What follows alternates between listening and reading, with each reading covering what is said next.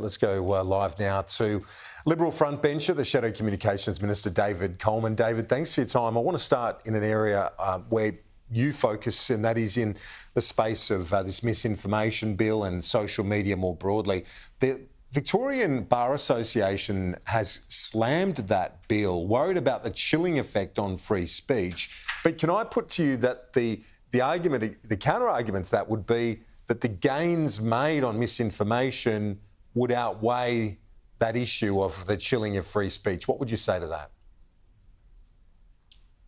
I'd say that's absolutely wrong, Kieran. I mean, this bill is a clear and present danger to our democracy, and the Victorian Bar Association has made that very clear today. Because basically what this bill says is if you're a digital platform, you've got a financial incentive to censor the free speech of Australians. You can't be fined for censoring too much material, but you can be fined for censoring not enough material. And that's a huge problem. You also see in the bill, Kieran, that ordinary Australians are captured by the bill, but pretty much anything an academic says isn't captured, which is absurd. You've got the minister being able to personally order misinformation investigations and misinformation hearings. That is just an extraordinary thing in a democracy. This bill has no place in Australia. It should never have been put forward, and it's extremely important that it's defeated.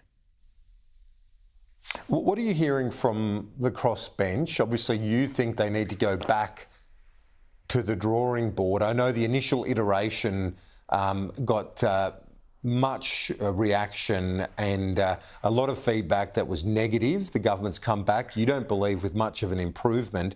What's the Crossbench telling you? Is there any chance it gets through the upper house? Well, look, I certainly hope not, Kieran, and time will tell. And we're going to know in a few short weeks because the government wants to ram this bill through this year.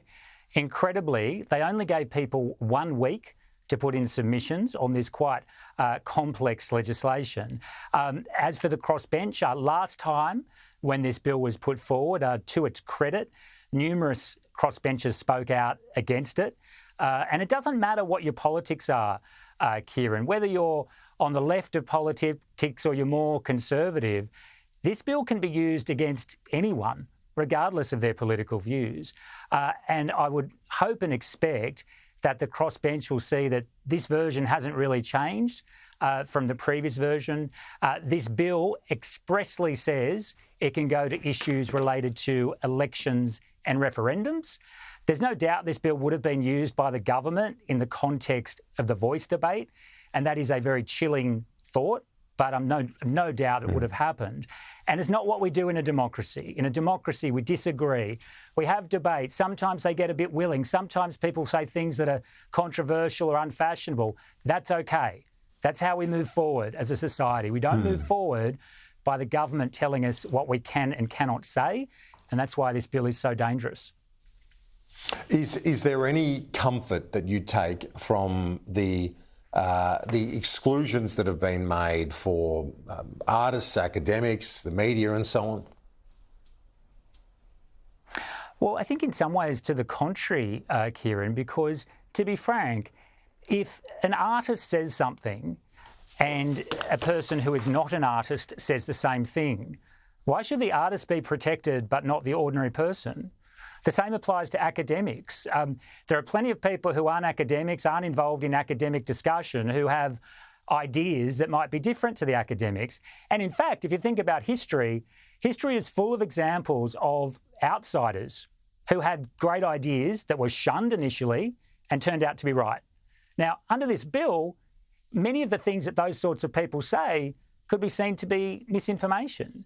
And in terms of the professional news content exemption, Professor Anne Toomey pointed out very well when this bill came around last time that whilst there is that exemption, it's quite likely that some professional news media content will get swept up in the bill because the platforms have such a strong incentive to remove material that could be captured that, frankly, they're going to cast a pretty wide net. And sometimes professional news media will very likely get caught up in it. So, no, the exemptions don't address the concerns at all. David Coleman, thanks. We'll talk to you soon.